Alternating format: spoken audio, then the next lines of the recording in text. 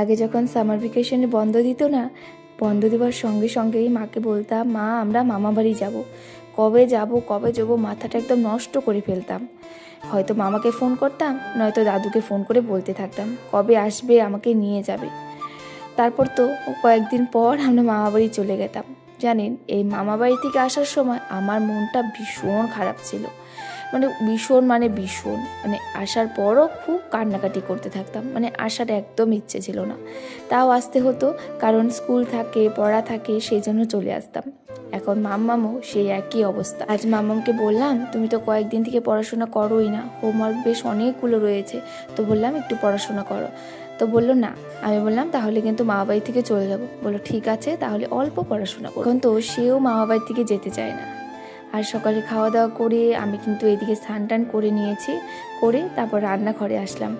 এদিকে দেখি মা রান্না করে, এদিকে রান্না বসাবে, তো এদিকে আজকে পনির রান্না করবে। পনির খেতে ভালোবাসি বলে কয়েকদিন পর পরই কিন্তু পনিরটা রান্না হয় না। গাছে থেকে দেখুন কত সুন্দর কারকল উঠিয়ে নিয়ে এসেছে, দেখে মাকে বলে ফেললাম, মা কারকলের পুর বানাবে।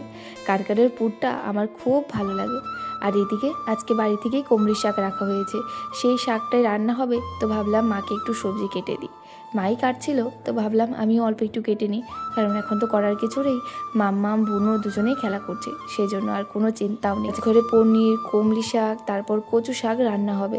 মা এদিকে কচু শাকটা কাটছিল, আমি ভাবলাম এদিকে আলুগুলো ছুলে তারপর পনিরগুলো ভেজে। জানিনি তো, বাড়িতে আসলে কখনো কারো মা কিন্তু রান্নাঘরে কাজ করতে দেয় না, আমার মাও না করছিল, তাও ভাবলাম বেশ কয়েকদিন থেকে বসে রয়েছি, তাহলে অল্প একটু পনিরগুলো ভেজে দিই। ওদিকে পনিরগুলো ভেজে আমি চলে আসলাম ঘরে আম নিয়ে। বসে থেকে আম খাচ্ছিলাম আর ভাইদের সঙ্গেই গল্প করছি। ভাতটা খেয়ে শুয়েছিলাম, এর মধ্যে দেখি সন্ধ্যা হয়ে গেছে। আর এইদিকে এখন সন্ধ্যা দিতে আসবো, এই যে এই দুজন বলছে আমি সন্ধ্যা দেব, সেই জন্য ওদেরকেই বললাম ঠিক আছে তাহলে তোমরা দুজনেই দাও। আমাকে তো ধরতেও দিচ্ছিল না, বলছে আমরা দুজনেই দেব, সেই জন্য আর কোনোভাবে ওদেরকে ডিস্টার্ব করলাম না। দিতে চেয়েছে বলে সেই জন্য আর না করলাম না। আজ সবাই বায়না করছে যে আজকে চাউমিন খাবে, নয়তো ম্যাগি খাবে, তো বললাম ঠিক আছে তাহলে চাউমিনটাই করে দিই। কিন্তু জানেন, ঘরে ওই যে আলু পেঁয়াজ ছাড়া আর কোনো সবজি ছিল না।